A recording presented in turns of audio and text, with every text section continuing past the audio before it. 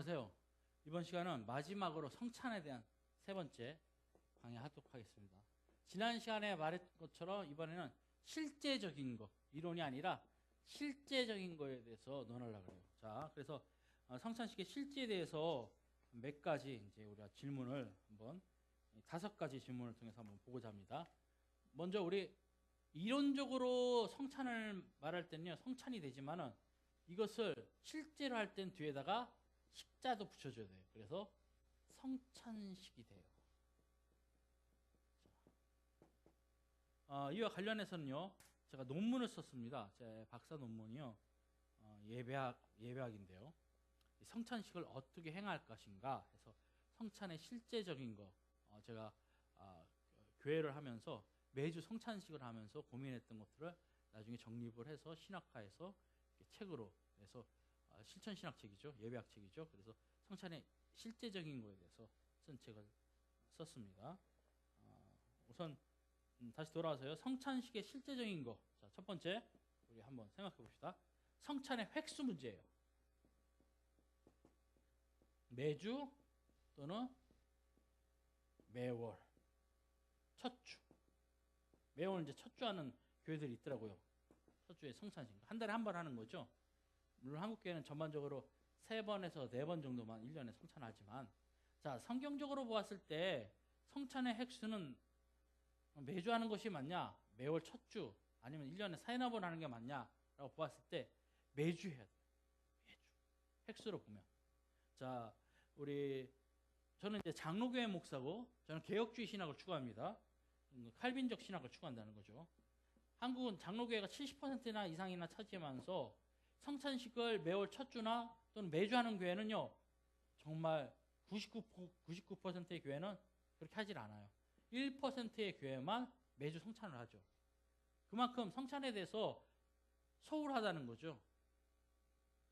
근데 우리 칼뱅은요, 분명히 이렇게 말했습니다. 강의에서 사람들이 1년에 한 번 성찬에 참여하도록 한 관련은 분명히 악마의 농간이다. 잘못되다는 거죠. 그래서 그는 매주 성찬하기를 원했어요. 그 제네바에서 목회를 했는데요.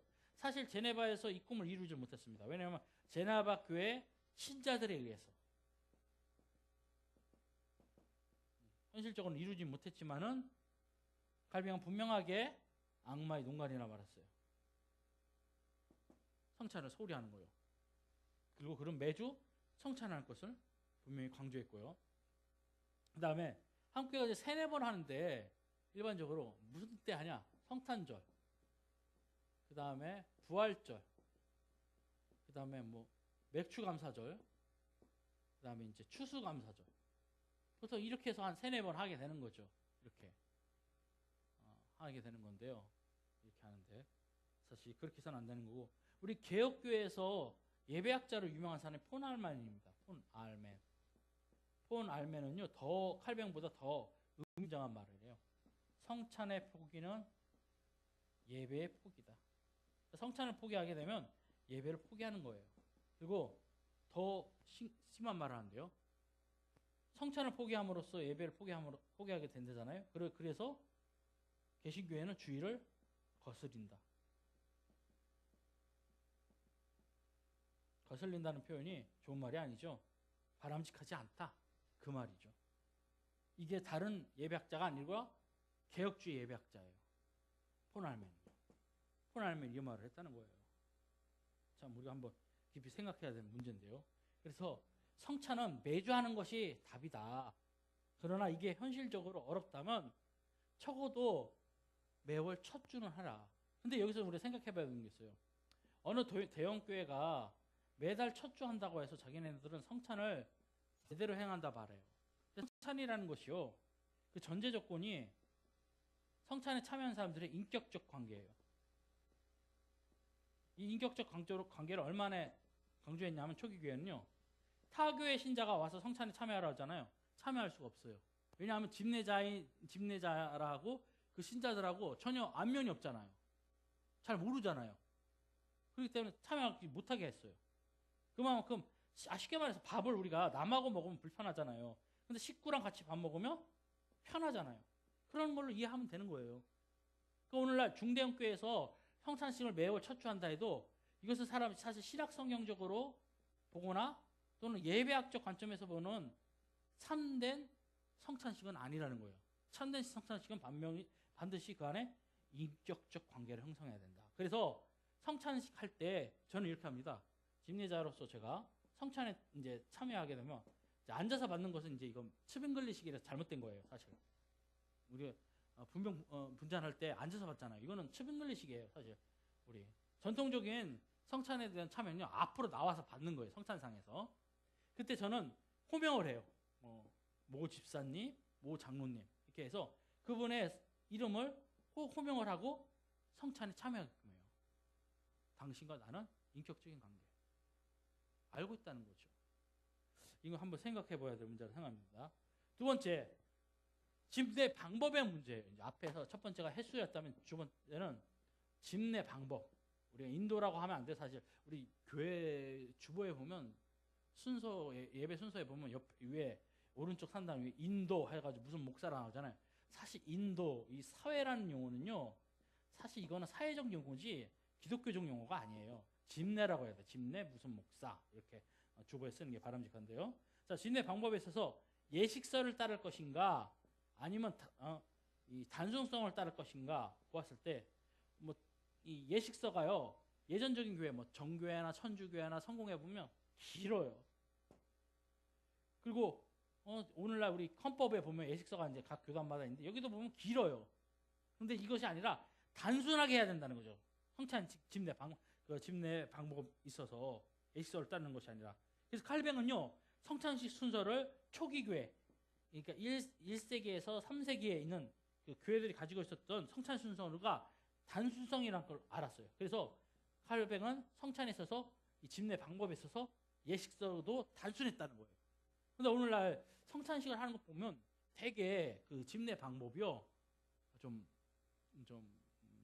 지루하다, 복잡하다 이렇게 말할 수 있어요. 이런 거에 대해서 제가 고민을 했었고 썼던 게 앞에서 말한 제 책이 되겠죠. 자, 그러면 제가 이제 제 책에서 이제 이 집내 방법에 대해서 제가 논했습니다. 그래서 저는 이제 7가지 순서를 제안해요. 7가지 순서를요. 저는 이걸 무슨 성찬식이라고 말하냐면 에큐메닉스,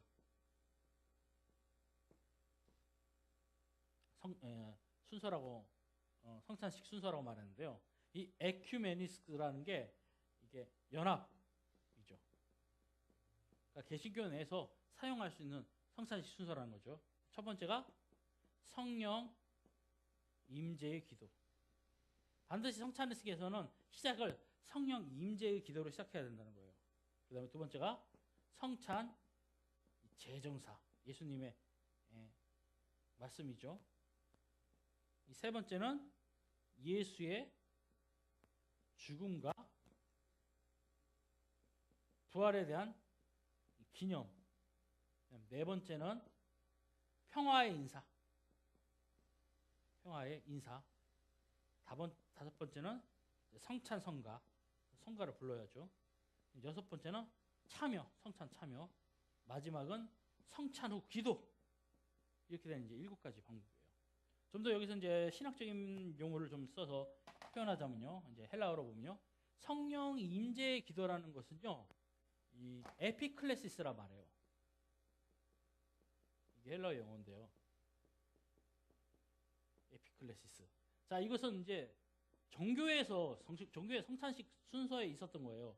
근데 이게 20세기 들어오면서 종교회하고 이제 천주교회하고 개신교회하고 이제 활발한 에큐메니컬 운동을 하면서 정교회 예배에 성령 임재의 기도라는 것이 들어있었구나라는 걸 알게 된 거죠. 물론 칼뱅도 그의 성찬식 순서에 이 부분이 분명히 들어있어요. 왜? 초기 교회 1세기, 3세기 성찬식 문헌에는요, 이 부분이 분명히 있기 때문이에요. 근데 중세교회는요, 이 부분을 간과했던 거예요. 그래서 다시 정교회하고 연합을 이루면서 이제 깨닫게 된 거죠. 20세기 이제 예배 복구 운동을 통해서 이제 천주교회 쪽도 성찬식 순서에 있어서 성령 임재의 기도가 중요하다는 걸 알게 된 거죠. 성찬 전사는 말 그대로 예수님의 말씀이죠. 말씀이고, 그 다음에 예수님의 죽음과 부활에 대한 기념, 앞에서 말했죠. 아남네시스라고. 그래서 철학적인 의미에서는 이것을 재현이라 말한다. 그래서 이제 평화 인사. 왜 평화 인사가 중요하냐면 산상설교의 예수님께서는 하나님께 예물을 드리다가 내 형제와 잘못된 것 있으면 먼저 화해하고 와서 예물을 드리라고 그러죠. 우리가 성찬에 참여했어서 평화가 샬롬 히브리어 말하면 우리 한국 문화가 이 복이라는 게 모든 걸 포괄적인 용어처럼 유대인에게 평화라는 거냐 모든 것을 다 포괄하고 있는 용어죠. 전인적인 용어인데 이게 정말 중요한 거예요. 그리스도 안에서 서로 형제로서 교제하는 거. 그리고 성찬을 성가를 부르고는 동안에 성찬에 참여하는 거. 이 참여한다는 것을 우리가 신학적인 용어로 보면요. 프로랩시스라고 보통 번역을 하죠. 이 프로랩시스랑 아난네시스에 대한 좀 시간적 이해가 있어야 돼요. 예배학에서 말하는 시간적 이해입니다. 아난네시스는요. 과거에 있었던 것을 현재로 가져오는 것이고요. 그러니까 과거 2000년 전 예수님께서 재현했던 성찬이 지금 이 자리에서 다시 재현된다는 의미고 프로랩시스는 미래에 있는 것을 현재로 가져온다는 거예요. 앞에서 우리가 성찬의 명칭 중에서 두 가지를 기억한다고 그랬죠. 첫 번째가 유카리스트, 두 번째가 하나님의 나라 식사. 이 하나님의 나라 식사를 미리 현재적으로 맛보는 거. 이 참여함으로써 이게 놀라운 거죠. 하나님의 나라 식사를 우리가 미리 맛볼 수 있어요. 프로랩시스 참여하고 그리고 성찬 후에는 반드시 기도로 마무리한다. 성찬 후에 기도. 성찬에 참여하고 나서 각 신자는 이제 은혜의 수단으로서 은혜를 받았잖아요.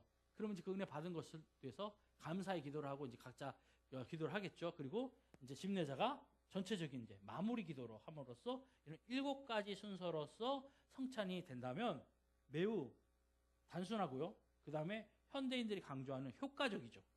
아주 효율적, 효과적이라고 볼 수 있어요. 그래서 이 에큐메닉스 성찬식이라는 건요. 우리가 어떤 성찬을 바로 유익합니다. 자, 첫 번째 우리가 이제 실제적인 걸로 이제 첫 번째가 성찬의 횟수 문제에 대해서 했고, 두 번째가 우리가 집내 방법의 문제에 대해서 했다면 이제 세 번째는 우리가 봐야 될 것이 분병 분잔의 문제예요. 그러니까 누가 먼저 먹을 것인가, 그리고 어떤 방식으로 할 것인가. 자, 보통 한국교회에서는요, 집례자가 성찬을 집례했던 집례자가 마지막에 먹잖아요. 다 이제 분병 분잔하고 나와서 이제 분병분병한 위원들도 이건 잘못된 거예요. 역사적으로 전통적으로 보면요, 성찬을 집례한 사람부터 먹어야 돼요. 먹고 그 다음에 나눠줘야 되는 거예요. 나눠주는 게 아니라 다 앞으로 나와서. 근데 한국에서 이제 스빙글리식 이게 그래서 다 앉아서 이제 분병분잔을 받잖아요.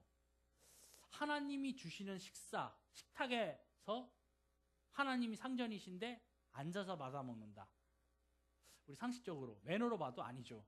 그래서 교회 보면 우리 예배당에 보면 이렇게 보통 성찬상이 있고 뒤에 이제 설교대가 있잖아요. 이렇게 이중 구조로 높이가 있는 데는요.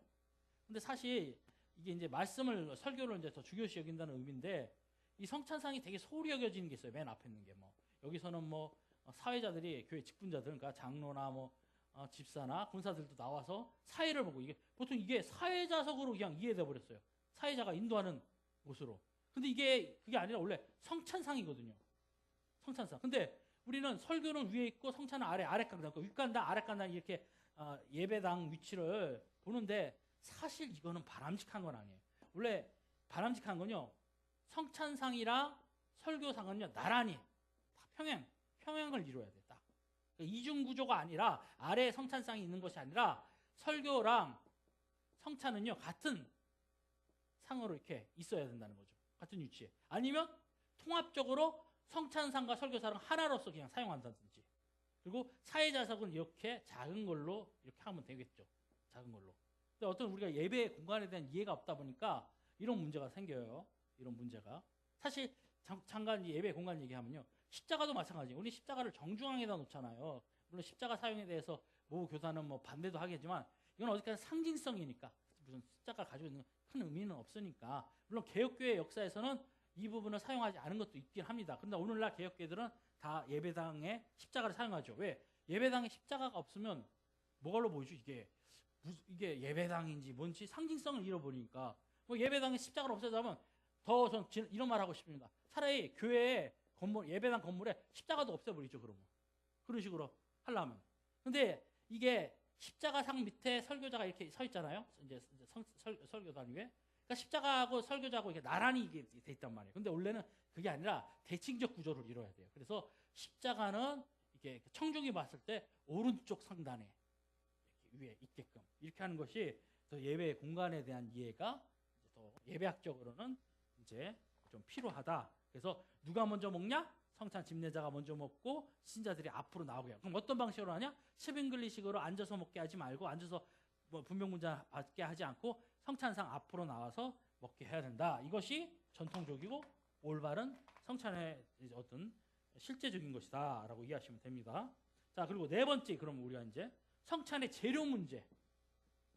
이 재료 문제를 우리가 한번 보면요. 성찬에서 쉽게 말하면 이제 포도주냐, 포도즙이냐. 근데 예수님께서 사용하셨던 것은 포도주였어요. 술이에요, 술. 근데 이게 예배 역사에서 보면요. 미국에서요. 이 두 가지 때문에 논쟁이 돼요. 서로 막 싸워요. 포도주를 주장하는 자들과 포도주, 이제 주스죠. 주스를 주장하는 사람들이 서로 싸워요. 그래서 이거 술을 좋아하는 자들이라고 포도즙을 좋아하는 사람들은 얘기하고, 근데 사실 성경적으로 보면 원리 원칙으로 따지면 포도주가 맞죠. 술이요. 술이 맞는데 포도즙을 사용해도 무관해요. 그러니까 이거 갖고 논쟁하는 건요. 불필요한 논쟁이에요. 포도주냐 포도즙이냐 이게 두 갖고 싸울 필요. 근데 이제 우리가 생각해봐야 될 게 뭐냐면 미국에서 오늘날 아예 포도가 아닌 콜라하고 이제 포테이토 칩 갖고 이제 성찬식을 해요. 한국에서는 이걸 이제 토착한다 해서 막걸리랑 개떡으로 가지고 하는 교단도 있어요. 이거는 미친 거예요. 막말로 얘기하면 미친 짓이에요. 미친 짓. 제가 이제 성교학도 전공을 했잖아요. 성교학에서 이런 말을 합니다. 가변성과 불가변성을 나눠요. 그러니까 성교지에서 변해도 되는 거, 안 변해도 되는 거. 분명히 예수님께서 제정하신 포도주하고 이 빵은요, 이건 변할 필요가 없는 거예요.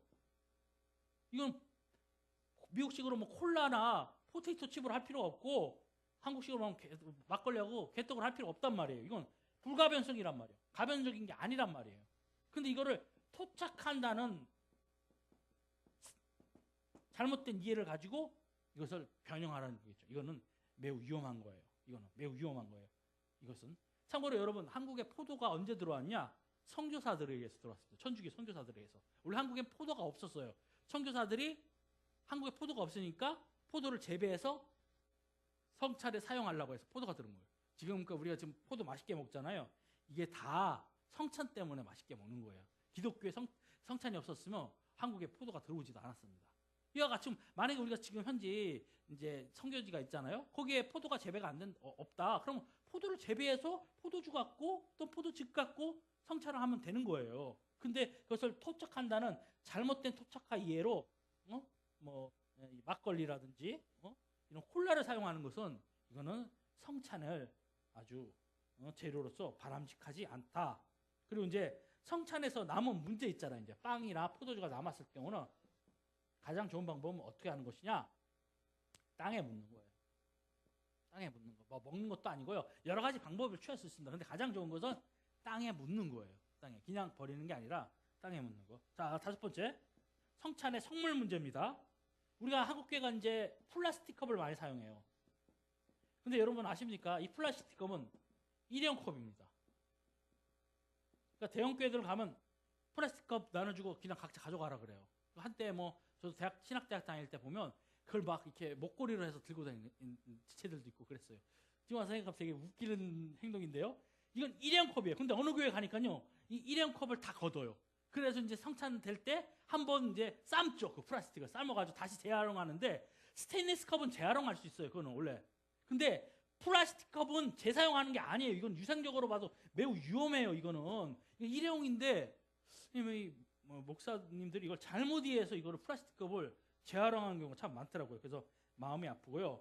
그리고 이제 생각해야 되는 게 반드시 상징성으로 성찬에서는요, 한 잔과 한 그릇을 사용할 것을 말해요. 예배학자들은. 예배학자들은. 근데 우리는 이제 이런 잔들을 이게 일반적으로 우리가 다이소에서 이게 구입한 건데 우리 일회용 파는데 이거 얼마 되지 않습니다. 이런 거 우리 와인잔이라 말하죠. 쉽게 구할 수 있어요. 이런 걸 상징적으로 사용할 수 있죠. 그래서 이제 성찬을 어떤 표현을 할 때 이런 식으로 이제 유카리스트 해가지고 한 잔과 그릇을 보여주죠. 이렇게 함으로써 잔을 이제 상징적으로 그리스도의 이제 피를 상징하는 것이고, 이것은 이제 빵을 여기다 담는 거죠. 그리스도의 이제 몸을 상징하는 것으로 상징성으로 좋다. 이 상징이라는 것이요 왜 중요하냐면요, 말로 표현할 수 없는 것을요 보여줌으로써 상징적인 거, 상징이라는 게, 근데 이게 우리 언어에도 있죠. 이게 꼭 어떤 물질에만 해당되는 것이 아니라 기호에만 해당되는 것도 아니고 언어에도 있어요. 이 상징이라는 것은 말로 표현할 수 없는 거. 앞에서 말했듯이 종교라는 것은요 과학과 논리로 설명이 안 돼요.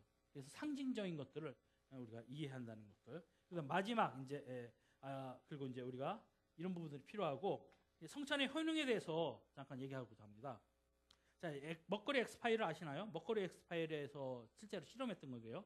일주일간 공깃밥 2개를 넣고요. 한 공깃밥에는 좋은 말만 해주고 한 공깃밥에는 나쁜 말만 해줬어요. 일주일 후에 어떤 곰팡이가 이제 생겼는데, 좋은 말만 해줬던 밥은요 좋은 곰팡이가 생겼고, 저주의 말만 했던 공깃밥은요 나쁜 곰팡이가 생겼어요. 말의 힘을 말해주는 거죠. 하물며 인간의 말에도 이렇게 힘이 있다면, 예수님께서 너희는 나를 기억하려 이를 행하라고 하신 성찬 제정사의 말씀이야말로 말로 표현할 수가 없는 거죠. 진짜 그 효능은 대단한 거죠.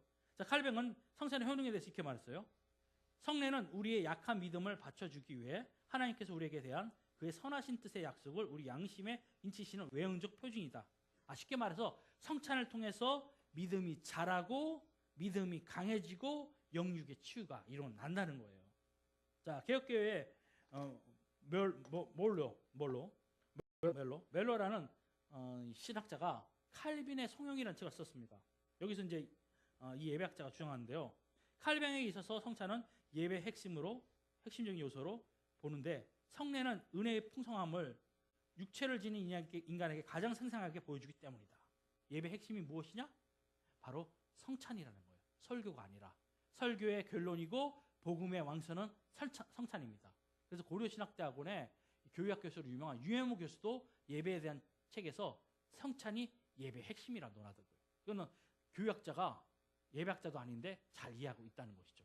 개혁교회는 설교만 중요시 여기는 게 아니라 성찬도 중요시 여기고, 성찬이 설교보다 더 핵심이라는 것을 반드시 기억하시기 바랍니다. 감사합니다.